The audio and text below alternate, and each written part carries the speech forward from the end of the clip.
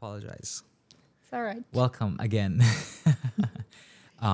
Dayala Lang. Is that how you pronounce your last name? Yes, that's Okay. correct. Is Lang German? Yes, it actually means long. So Long. Okay. Yes. Is that how you pronounce it? Long. You pronounce it lang in German. Lang, okay. So it means long. Okay.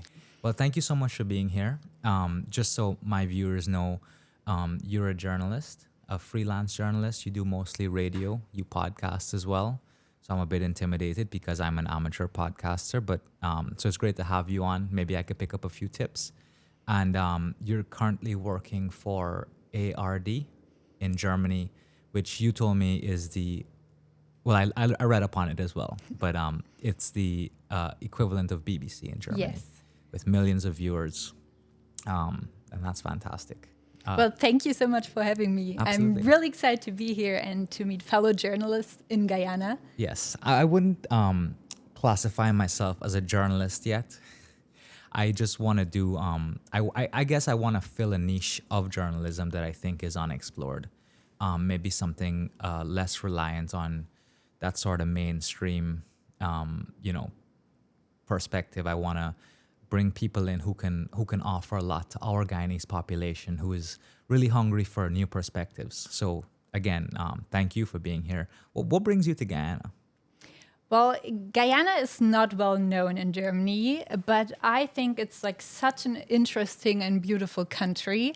So I actually came here with a research scholarship. I applied for a journalistic research scholarship program of the Heinz Kühn Foundation. And that enables young journalists to go abroad, to go to a different country for 6 whole weeks and research on a topic, like really dive deep into research, because usually in our like day-to-day work life, you don't get the time to just like travel to someplace and just be there for 6 whole weeks, no media outlet would pay you for that. Like, it's too long. So I'm so grateful that I got this opportunity to come here, and I chose Guyana for several reasons. Like, when I first read about it, I read about it because of the oil production. Of course, that was what I had known about or read about it. But then I continued my research before coming here, and I saw, oh, wow, this country has so much to offer. You got a huge rainforest and savanna. You got like the Guyana Shield, which is like the largest stretch of intact rainforest in the world, or one of the largest stretches. So I was really amazed by that. And also when I read that you have like the coast that is like so like densely populated, but then you have all the interior that is like not Sparsely populated. Sparsely populated. Yeah, that's the word.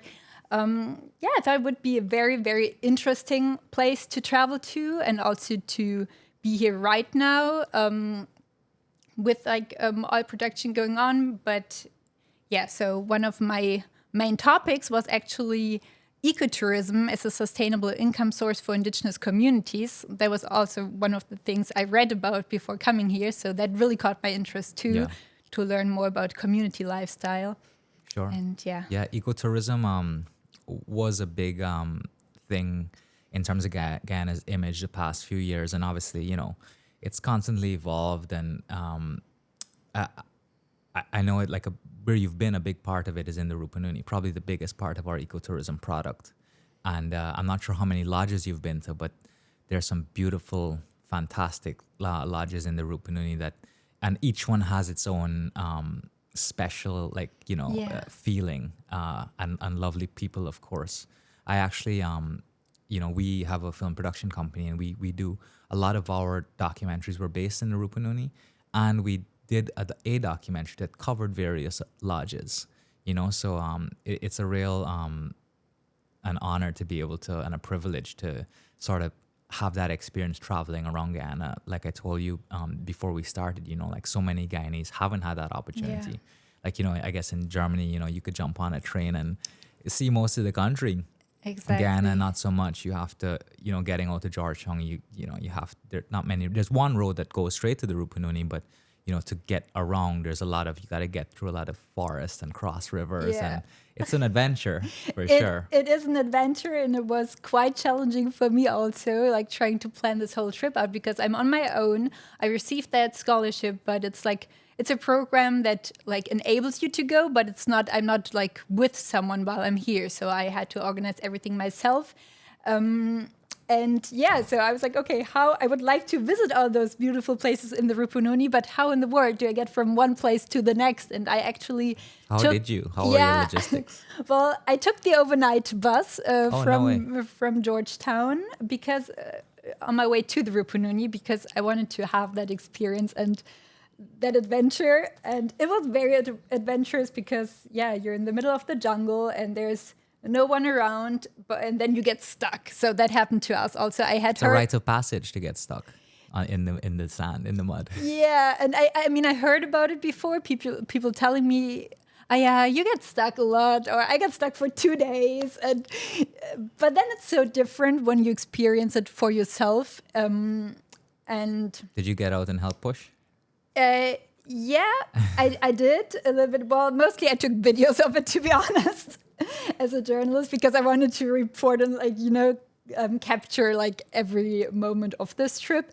Sure. Yeah, we got stuck because there was like a truck getting stuck on the good side of the road. So everyone else had to use the bad side of the road and got stuck as well. And we got stuck for, I don't know, 1 or 2 hours. And then like shortly after we got stuck again and there was a bushfire right next to it. And the road was blocked with trees. So they had to like use the chainsaw in the middle of the night, in the middle of nowhere.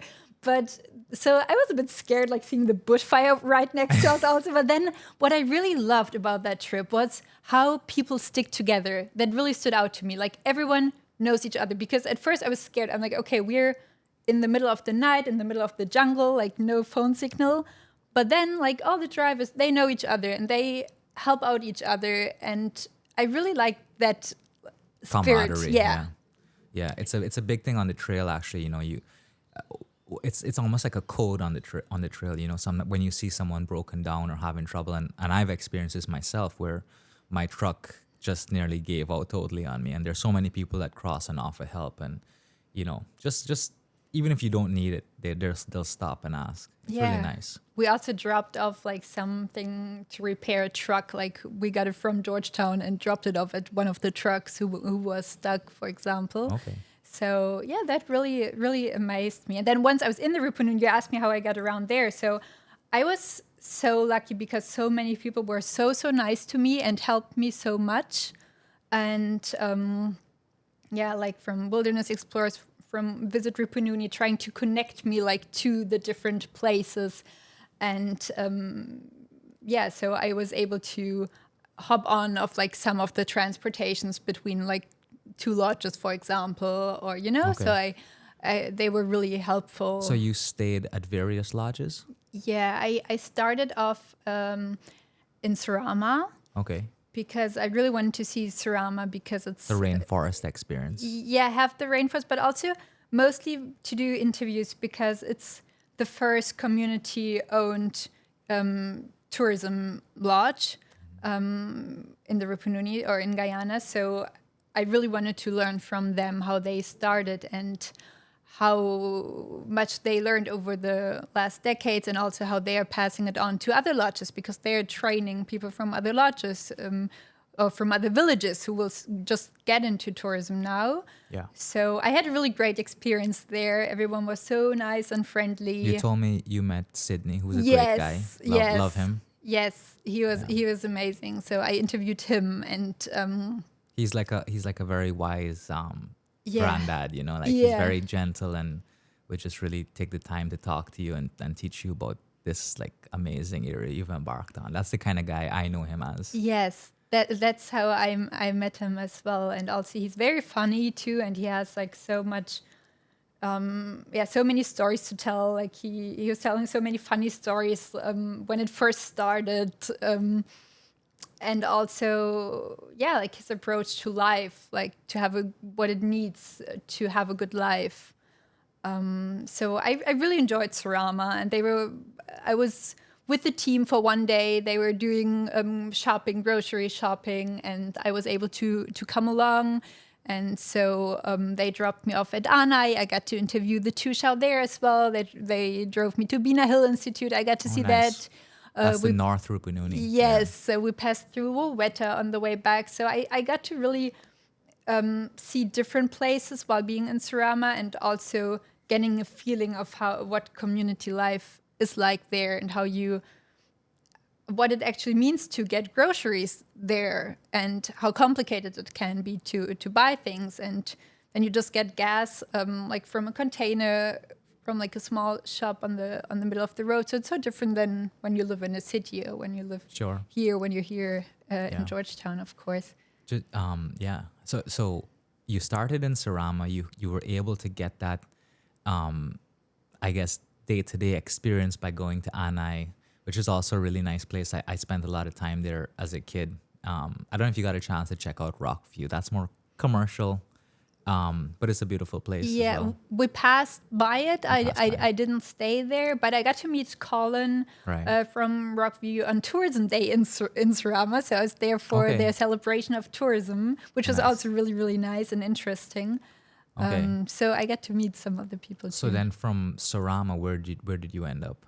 From Surama, I went to Karanambu Lodge. Okay. I stayed there for like 5 days or 4 days. Oh, 5 days. And I got to see giant anteater and like caiman. Any otters? And the giant river otters. They were so cute. So yeah. And I really loved the giant water lily, actually. Yes. Because before that, I was like, okay, it's a plant. It might not be too interesting. But then that was one of my most favorite experiences, like of the most beautiful things I saw while being there in the Rupununi. It was so, so beautiful, like seeing them opening up at dusk. And so I was staying there for maybe 4 days, or 3 days, 4 days. And then for 2 days, I went to Yupukari to Cayman House. Yeah. They were so nice to drop me off. capture experience? No, they didn't have any researchers or other tourists there while I was there. But the team of Karanambu Lodge was so nice to drop me off there, so I could have that experience as well. Because, like I said, I was researching on community-owned tourism. Yeah. So that was really nice to meet other people from another community where tourism started off so differently, like it did start in Surama, because in Surama, they were getting tourists. It started off like earlier, and in Cayman House they started off as a research place. So, and then eventually got into tourism. So it was like different and very interesting as well. It's nice how the various products within the Rupununi have carved out their own niche with tourism. Yes. Like they don't all do the same thing, which is something like I feel like Georgetown could learn a lot from, because from a business point of view, people open up very similar experiences. They don't really carve out a niche that people appreciate, but I think Rupununi does a very good job with that. Yes, that was one of the things that really stood out to me, that the Rupununi felt like a big family, and people, or the different places, tourism places, really trying to help each other out, and to, like you're saying, each place has their own niche, their own product, and they try not to take something away from another lodge. So they would, even if they have the same, because they're close by each other, so geographically, and so of course they have the same or similar animals and wildlife and plants, but then just one place would maybe promote the giant anteater more, the next place would promote the caiman more. So it's really that you're not taking away from each other, but more like working closely together, sending your tours from one place to the next. Absolutely. So that really impressed me. Yeah, it's like a collaborative effort to rise everyone up. Yes. Did you meet Ashley at Cayman House? Ashley Holland? No, I didn't meet him. Okay. But I met like other people working there, the manager, Deline. Deline, I love Deline, yeah. Yes, Howard, nice. the head guide. Howard, so I met different people and there. So was that the last of your Rupununi experience? No, I went further down. So I went from there, I went to Lethem. Okay. I was able to do a stop. It's more urban. I was able to do a stop at Manari Ranch, because they had a tourism launch while I was there. So they were launching new tourism products of the South Rupununi, who's getting more into tourism now. And Please tell me you made it to South Rupununi. yes, That's one of my favorite yes, places in the world. yes. So after Lethem, yes, I did go to the South Rupununi, and it was amazing. I was in Shulinap, and Okay. I was their second official guest. Oh, Shulinab So- is doing tourism now? Yes, they just started. So when I was at the tourism product launch the week before, they had their product launched.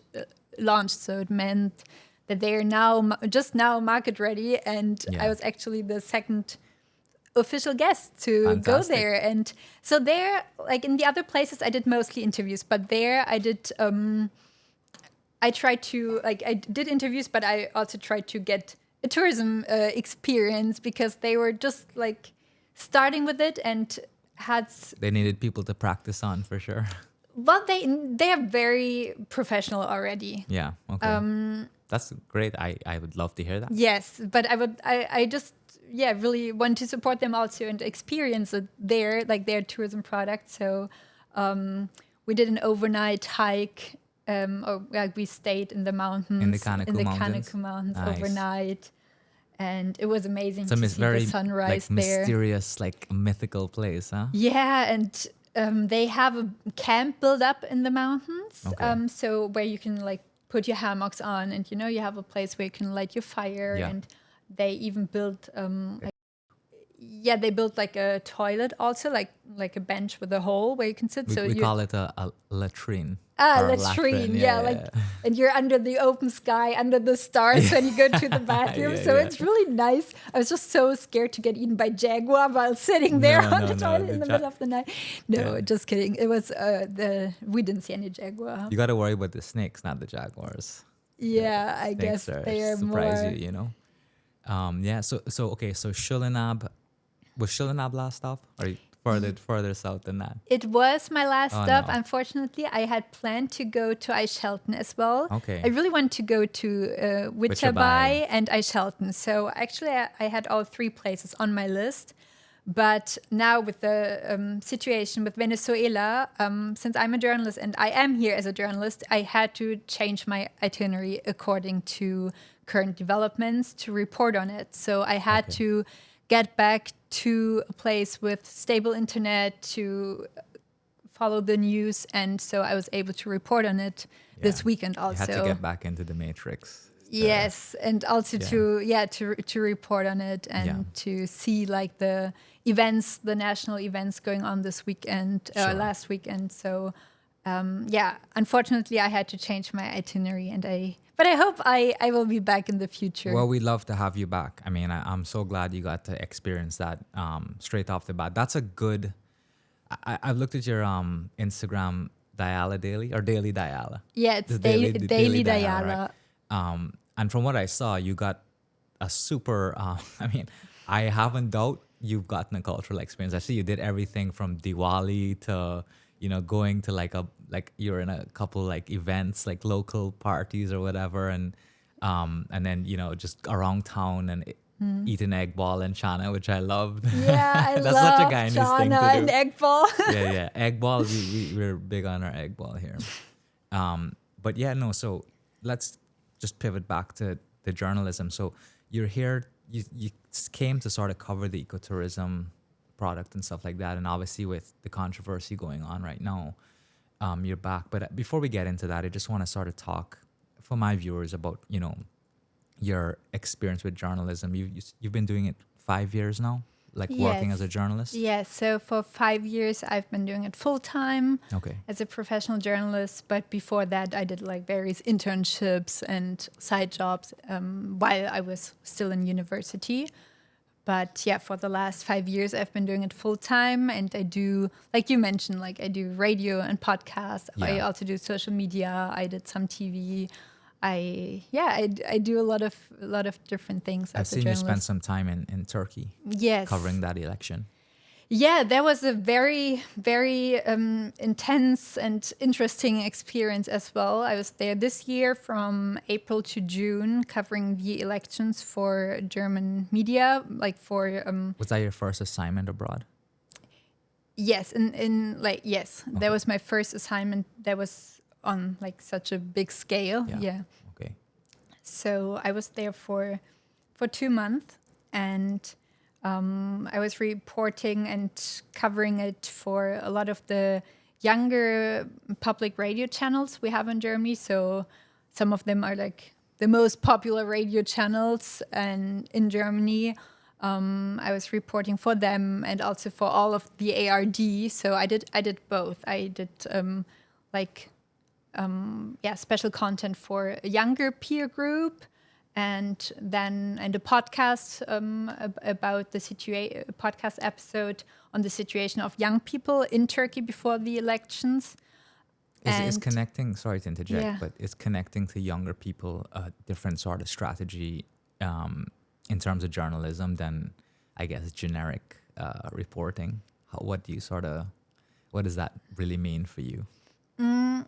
It also means like, well, as a young people are also very interested in hearing the perspective of people their age in other countries. Okay. So that was one of the things I was covering on, like the situation of Gen Z and millennials before the elections in Turkey, like what their situation is like, and covering all sides, like Right. Erdogan supporters and Kılıçdaroğlu supporters. So I was talking to people from all sides, or both sides, and all other perspectives too. Did you find that the young people in Turkey were particularly invested in the political landscape? Yes, and that was also very. Turkey had a lot of first-time voters Okay. this year, and those people don't know any other government than the Erdogan government. So because they were too young, either they weren't born yet when there was another government, or they were too young, so they cannot remember. So also the opposition had a high hope to get the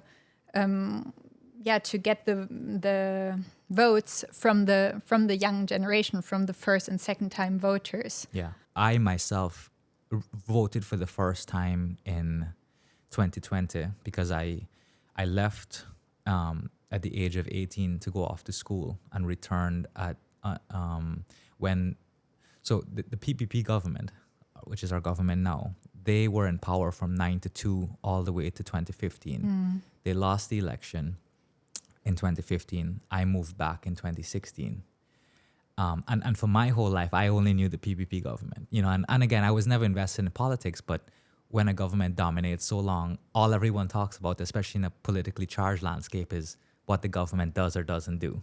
So you really have this perception, and because they had power so long, perhaps there was complacency. So I would hear all these things, and all the frustrations I had about society were also projected onto, well, it's the government and whatever. So, and then I, for the first time, got to experience, I came back when the government changed. So I got to experience that government, which also wasn't a walk in the park either.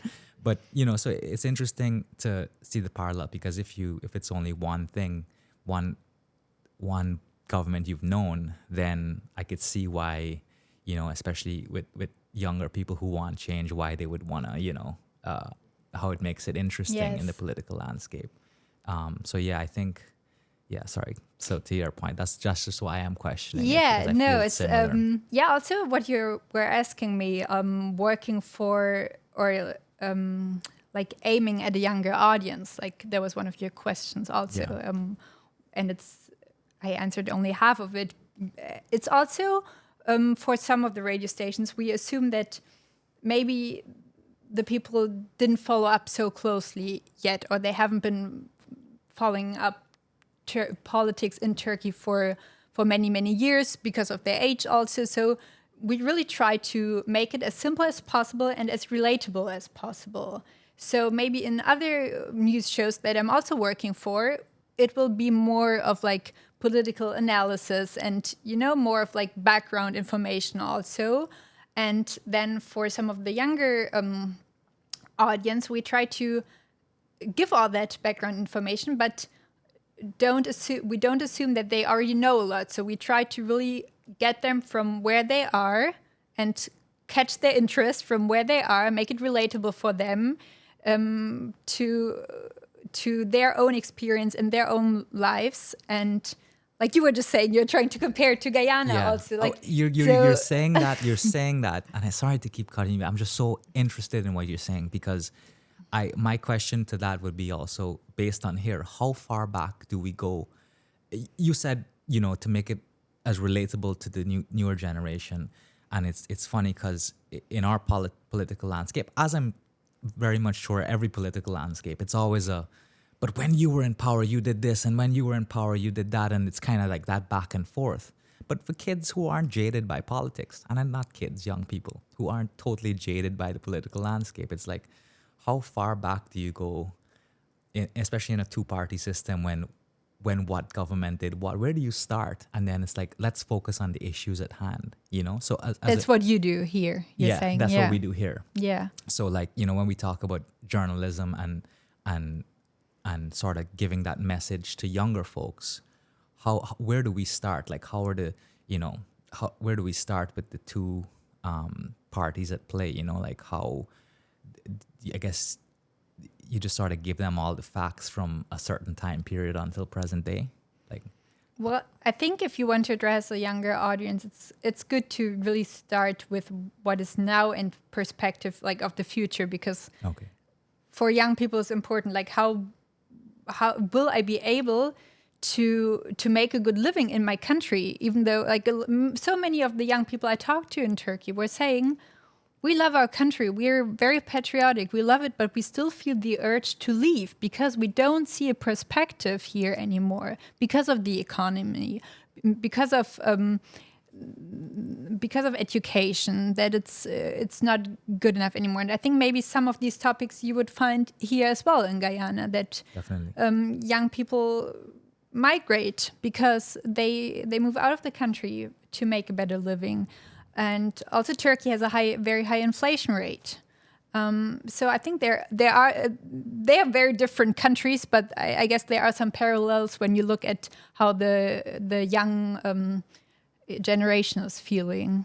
Okay. And so for reporting, that is also, of course, topics then if I do it for an audience in Germany, and also the relationships between Germany and Turkey, the relation is very very intertwined, because we have many people with roots from Turkey in Germany who feel they feel Turkish or Kurdish and also German at the same time, or they have relatives in Turkey or they visit Turkey a lot. So it's very, so when you report for an audience in Germany, you have to keep that in mind also, that you have people who really know Turkey, who are visiting Turkey a lot.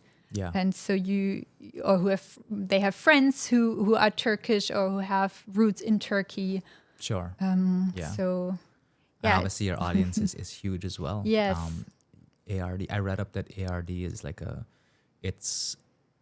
is it a state media? Can you say that? It's like a publicly... It's public, yeah. So we're not run by tax money. We're not run by money from the government, but we're run by money from the people. So it's not a tax. It goes directly from each household to an organization, and then they distribute it to all the channels and stations that belong to the ARD. Oh, there are multiple channels. Yes, on so there. we have ARD. It's very complicated. I think it's not very interesting for your audience to dive deeper into that. You don't have to go into the corporate structure. Yeah, so we have several BBCs. Okay. Like we have ARD, we have ZDF in German. In English would be ZDF. So, and also then we have a public radio. We have public radio channels. So we have a lot of channels who are part of the whole public broadcasting system. Okay. So yeah, it's a bit. Yeah. It's big. Yeah, I bet. But is it like a lot of pressure to make content for that kind of that outlet? Yeah. So we have like the ARD is like the head of all the local radio and TV channels that are in each state. Okay. So why did you decide to get into journalism? Like what led you to that? I mean, it seems like a very, especially journalism in this day and age where information is just all over the place. It's not like we rely on, I don't want to keep saying mainstream media or just bigger media houses. We're kind of swayed by anything we see that we might find relatable online. It's a bit dangerous, so Yes. it makes the task of journalism on a whole a bit, a bit more tedious than maybe it was before. Yeah, it's not easy because people don't believe in journalism and news as much as they used to in the past, because some people rather believe like information their Facebook friends or like social media friends would share with them. So it's a challenge for journalism to still gain people's trust. But it's, I think, also a chance because to make journalism better, because if more information is available, and you have to stand out because your journalistic product is different from people just sharing their opinion, and is different from bloggers and YouTubers. It is very different because if you are a professional journalist, you should always make sure that you don't do an opinion piece, or you don't bring any opinion into your report. So if you want to do that, then you have to mark it. This is an opinion piece. This is a comment. While like people like YouTubers or also bloggers, they mix it up, and they don't. Some of them are doing a really good job, and especially informing younger people, but they are not neutral and not. I mean, everyone has a bias, but Yeah. I would say the bias of like private people is stronger because there's no institution correcting them, and not like colleagues correcting. Right. That would probably you. be more the critics or the viewers, but that would be up to the viewers to sort of decide on that. Yeah, it's an interesting space to be in, and we kind of and just to go back to Guyana, and I would not that you have to comment on it, but it's our media landscape is quite divided as well. Not to say that everybody's spreading misinformation. It's just more like the whole country is heavily politicized between two Yes. parties. So you'd see a lot of media houses on one side and then a lot of media houses on the other side, and they sort of teeter with the kind of opinions they offer. So sometimes you don't really feel like, it's not fully biased, or maybe I'm just politically jaded. So Let me ask you one question. Do you feel like there is freedom of press in Guyana? that's a good question. Yes and no. I think yes, because I think you can make criticisms. I think you can make warranted criticism. And by the way, this is my opinion. A lot of people would probably scream and yell at me and say, "No, you're wrong." And I think yes, the fact that I can confidently sit here and give my opinion, it makes me believe that I won't be reprimanded for doing so. Obviously, I'm not a media house. Bigger media houses as well do give informed opinions and stuff like that, and say what can be verified. However, there has been in the past, and perhaps has weaned over into present day, at least by how people feel, is that many people still feel that they will be victimized for giving their opinion. So Yeah. when I don't know what your experience is or Yes. if you'd want to share it, but when a journalist maybe comes into Guyana and goes to interview people, and the topic goes into maybe a political nature, where it's a criticism on whatever government at the time, people with even the least to lose, would be scared to give their Yeah. opinion. I don't know what you've been interviewing everyone since you've been here. I was joking with you that you're interviewing the whole of Guyana, but so in that respect, then I would say no, because regardless of if you're going to be victimized or not, if that fear is still there, then perhaps not. Perhaps that, and unfortunately, it's like the yeah, it's tough. It's a tough one to answer.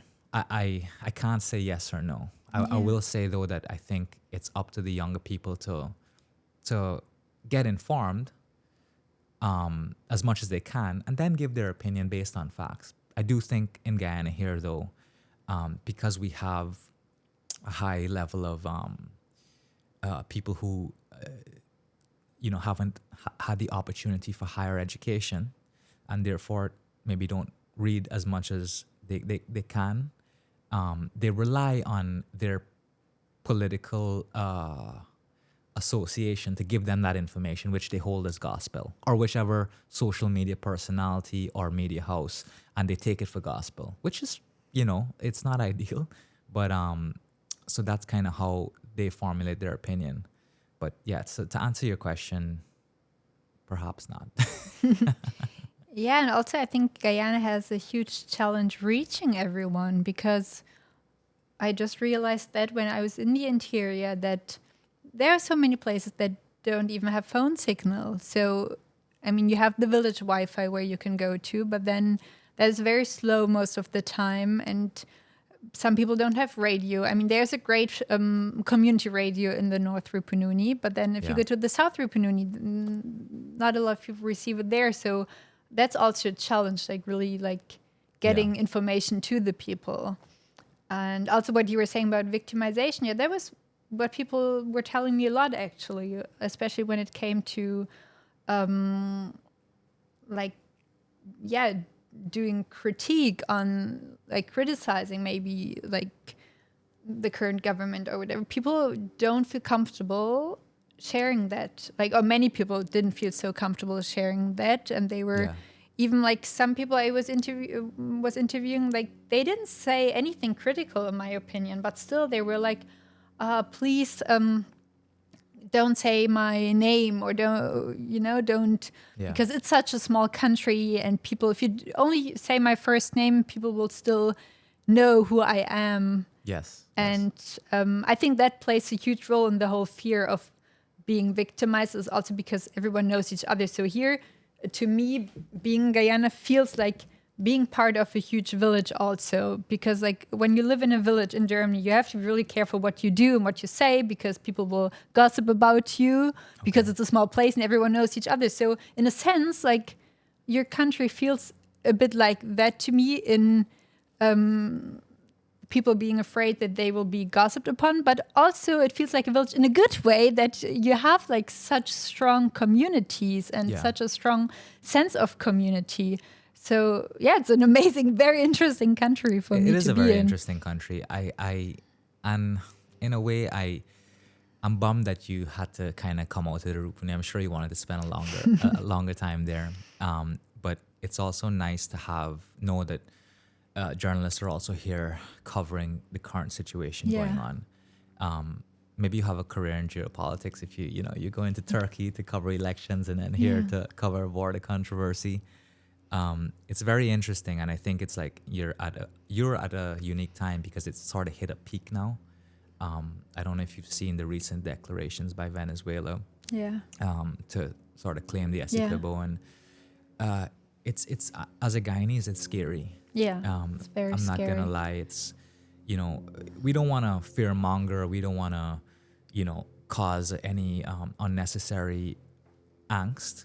But at the same time, I think Guyanese have a right to express themselves, and I can understand the pressure the government might be under to deal with the situation and disseminate information properly and correctly, and with a maybe less than ideal infrastructure to do so. So I sympathize with them, but it's tough. As a journalist being here though, like, how do you sort of see the situation? Like, how are you looking at the facts? Because for me, the facts are very biased. I mean, and by bias, I mean, I would like to stress that I know that Essequibo belongs to Guyana, for me.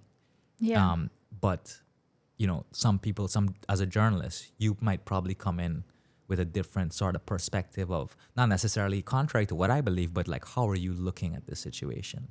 Like, how do you analyze it? Well, what interests me the most as a journalist is how other people feeling right now. Do they feel scared? Do they feel prepared in a case that there would be an invasion? So I focus more on trying to get as many perspectives as possible from the citizens also. That really interests me as a journalist. And I follow closely on what the government is saying and what the Venezuelan government is saying also. And I think it's a very scary situation, to be honest. So I really hope for the best for Guyana, and I hope that common sense will prevail and Maduro won't take actions. But also for me, it's hard to predict. I don't know, like when I talk to colleagues who know this region well and who know Venezuela well, they are saying Venezuela couldn't afford, or they are doing it to distract from their internal elections. Internal internal politics also, and like their internal problems. So, and that's an opinion I hear a lot here as well. Yeah. So it's funny how there's different thoughts about it, and just based on the information we know. And I think, like I said, and that's what I mean by now being a unique time, because everything is playing out at once, and we're also thinking about the what would the global response be to this. And this has been a big question among Guyanese. I know I sent you a few of my clips of recent pods I did, but I recently interviewed a former, a colonel, retired from the U.S. military, who's Guyanese, because I wanted a military perspective. We don't really get that kind of information here in Guyana, so for me it was fascinating. And and a big, as you know, like Guyana's a big oil producing nation now, so we have Exxon operating offshore, and a lot of the narrative before this sort of build up amongst Guyanese was this impression that, because Exxon is here, the U.S. is heavily going to defend Guyana. Yeah. But that's not really the case. It doesn't really work like that. I'm not saying they don't care at all. But people were under a false impression, just out of ignorance or not knowing geopolitics. I myself, never really thought about it, because we never considered a situation like this to happen now. Yeah, because Guyana has always been a peaceful country. Exactly. So your country is not used to defending itself in such a manner. 100%. So, yeah. Yeah. So we kind of go into these kind of thoughts of what's possible to happen, and now I think people are gonna learn very fast what's gonna happen.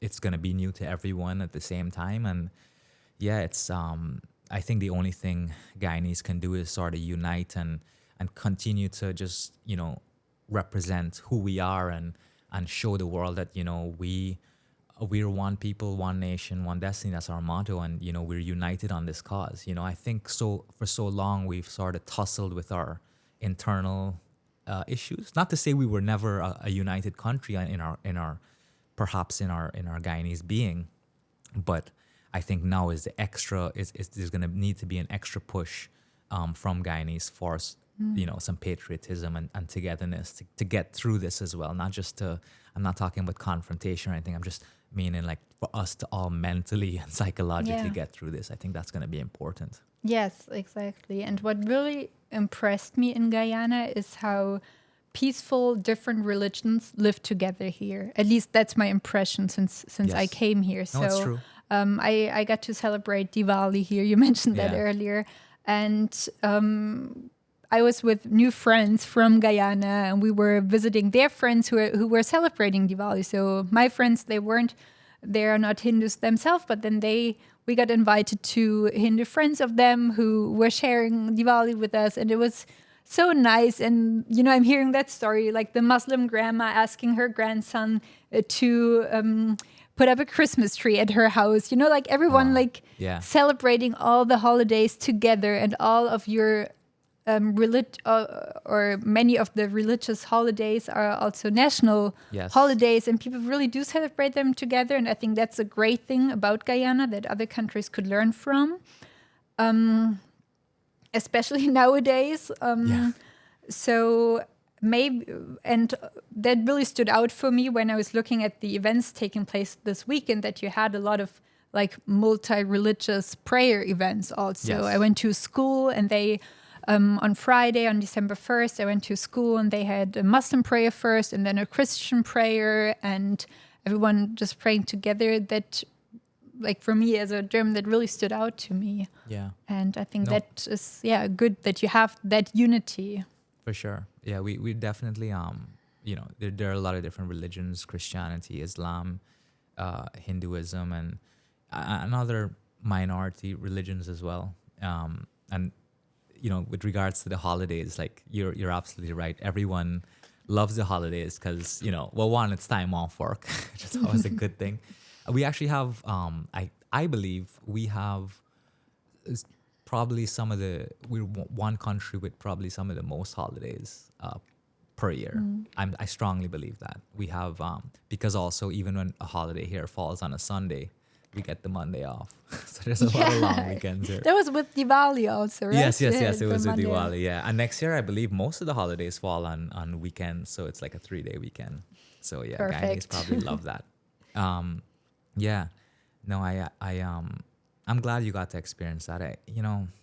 There's so much to Guyana, and that's kind of what inspired me to do film and to get into this type of work, because I just feel like there's so many stories to tell. Everybody has a different experience. Like, let's just look at the Rupununi alone. Like like you said, the experience of one person in the North Rupununi is totally different from someone in the South or maybe in a village across. And like same thing with Georgetown. Just our different cultures, our different like backgrounds. What we've gone through, the landscapes play a big part in it. And yeah, Guyana is like I wish people knew more about Guyana before these big global events happened that sort of Yeah. are going to define them on the world scale. And as a journalist, I'm sure you can appreciate that, because you don't really want the narrative of a country or how the world perceives a country to be based on negative. Even before this, like most people know us for Jonestown, and I find that like tragic. It didn't even have anything to do with us. Yeah. So It's very tragic. And so it really is such an interesting time for me to be here. And also it feels so important to be here and to report on the border conflict from the Guyanese perspective right now. Like from Guyana, what do people here think and how do people here feel about it? Yeah. Because there are not a lot of foreign journalists in Guyana. I'm the only German journalist, at least that I know of, in Guyana. So and a lot of media outlets from Germany, maybe they had someone here once for 1 week, like in the past. But so can you tell me about some of you've been interviewing a lot of people, Yeah. of like all different backgrounds, it seems. You said you interviewed the taxi driver on the way over here. I mean, you don't have to disclose any personal information, but would you be able to speak on some of the more interesting interviews you've had, or maybe, for example, people who you had no sort of you couldn't really relate in any way that you found really unique here? Well, so many actually. Well, all the different perspectives and cultures that you have in Guyana are so interesting for me. So one thing I really stood out for me that I learned from while being in the Rupununi is how the community-owned tourism is organized, that they have this rotation system where they have tried to include everyone from the village. That's how they do it in many places. They do it like that in Surama and also in Yupukari, so that everyone from the village who wants to be in tourism, they get a chance, and they are not. For example, I interviewed the head cook. There was a very great interview in Yupukari and at Kaiman House, and she said, "Yeah, she's the head cook now for a few weeks, and then once she decides herself, she's done for now. She will stop, And then another head cook will come in, and she will have time to go back to her house and do her own farming and, to look after her own plants and her own vegetables and continue with her self-sufficient lifestyle. So that was one of the things that really impressed me, like and also how decisions are made in the community, that really the whole community is included, or that the lodges try to include like everyone from the village, so everyone is benefiting from it. That was what really stood out to me and was very interesting. And I didn't know, I've never heard of such a system before, that you just rotate in such a way, and you just say, "Oh, I'm done for now. I will go back." Like it's a very, and like the whole lifestyle, like people are so know how to live their life self-sufficiently, and I know people in Germany who want that, like more for themselves, who want to be more self-sufficient. And yeah, people here have so much, in the Rupununi especially, have so much knowledge how to do that. And yeah, would you you find it drastically different from like someone you've spoken to in town, like their outlook and that kind of thing? Yeah, well, in towns it's in Georgetown, bigger, but like in bigger cities, but you could compare to other cities as well. People, when their car breaks down, they will go to a mechanic, or they will, I don't know, they will try to get someone to fix it. But then in the Rupununi, people just improvise and fix themselves and have like a great can-do spirit. So I really think that is very different from like the people here on the coast and the people more in the interior. Yeah. Have you noticed anything with regards, like in Georgetown, with the sort of economic, what's the sort of economic read on the people so far? Like, are you seeing people that, are struggling or are doing okay or are optimistic about the economy moving forward, or what's the vibe you're getting? Well, I guess it always depends who you speak to, but I got both perspectives so far. And it's different here than like in the interior. When I asked people in the interior about oil production, their opinion on it, and many said, I don't follow, I think the government is doing all right or whatever. Like, I don't follow up that closely on the news, or I don't know so much about it. But people here in the coast, on the coast, many people feel the effects of like high prices when they go to the supermarket. I mean, I was also shocked when I went to the supermarket, also to the market, that your groceries are so expensive. They are more expensive than in Germany if you go to a supermarket. Yeah, they are. Wow. But people earn less here, so that really, surprised me, or I think it's worrying. And people were pointing that out to me, that they don't see much of it's a big issue right now. The growing economy, it doesn't get to them. Yeah. But also I had people who are saying, the citizens have to be more patient, and it's good that the government is investing in infrastructure right now, and we see economic growth. So I got both perspectives. But yeah, I guess you have many people who are struggling very badly and cannot afford groceries. Yeah, it's interesting because as the economic development is happening and you're seeing infrastructure being built, like roads and bridges, the lower economic demographic can't really catch up to really feel the benefits of that. So, for example, people who have not been able to achieve at least like a middle class economic status, they're seeing roads happening, they're seeing bridges happening, but you can't really eat roads and bridges, So it's a tricky situation. It's development for sure, but if people aren't on the same page yet, then it's tough. It's a really, and again, I don't want to say it's like, it's solely the government's fault or whatever. Obviously, they're the people in charge. It's their responsibility to make it happen. But,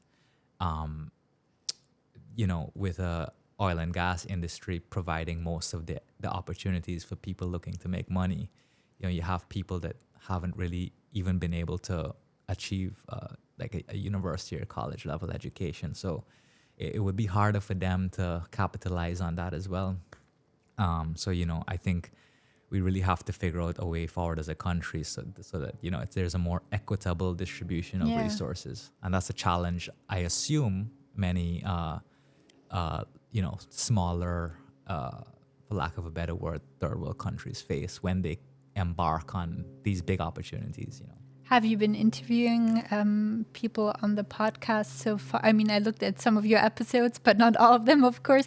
Have you been interviewing some people who are struggling right now because of high prices? Well, no, not yet. That being said, I would never bring someone on the podcast and be like, tell me about your struggles, or like I can talk to you about that, but I wouldn't want to define someone as that. Yes.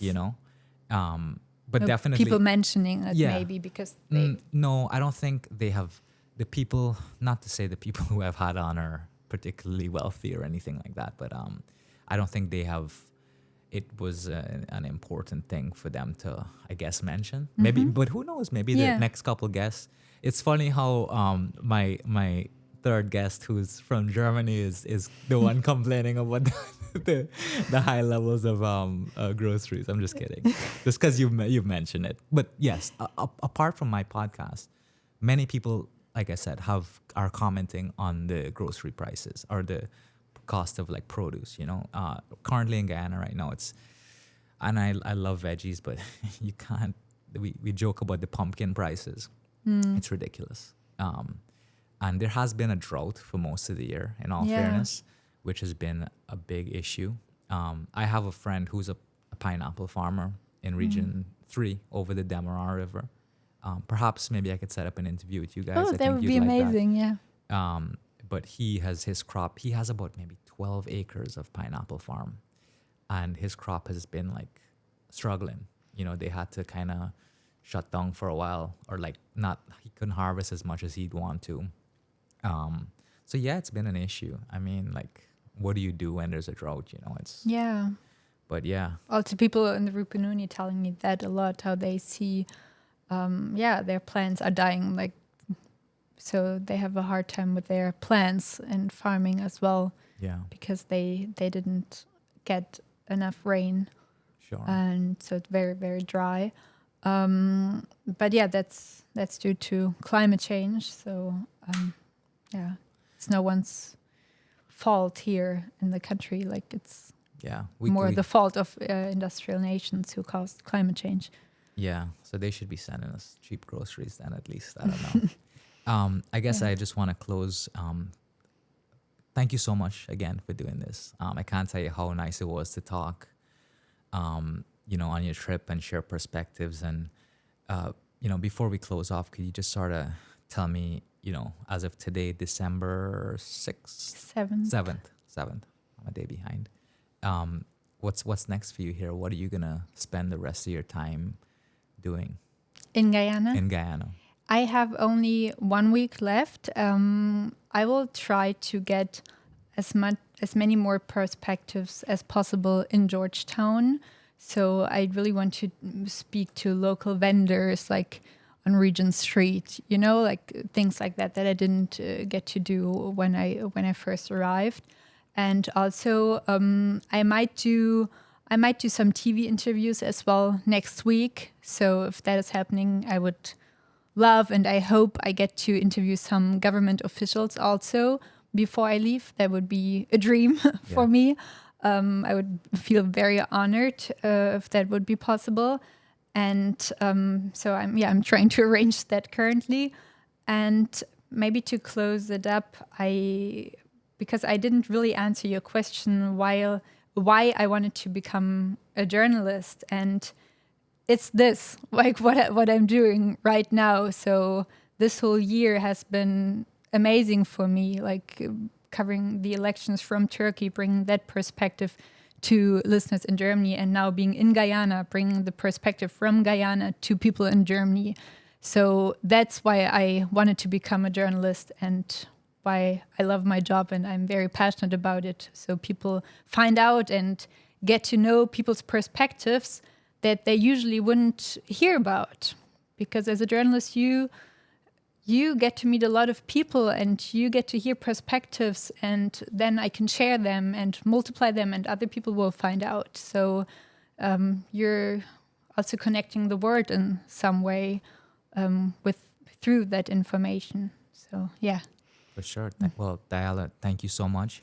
And it's a pleasure having you here in Guyana, and I'm sure you are going to be one of the many forces that help put us on the map and give us a voice on that global platform. Yes. So thank you so much. Thank you for having me, Alex.